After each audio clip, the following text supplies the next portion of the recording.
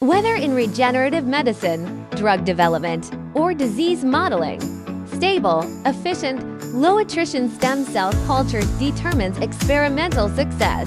Yet truth often looks like this: exorbitant in vitro costs, delayed monitoring, and fragmented data. Now, the MSHOT MCS31 Live Cell Scanner, an intelligent solution tailored for in vitro stem cell culture, is here. Compact and stable in incubators.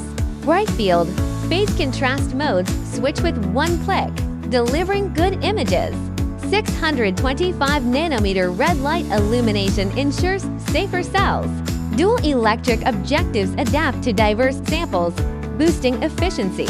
Full process data auto-recording enables remote control, exporting videos and graphs. Supports cell counting, confluence analysis, and wound healing assays, minimizing human error.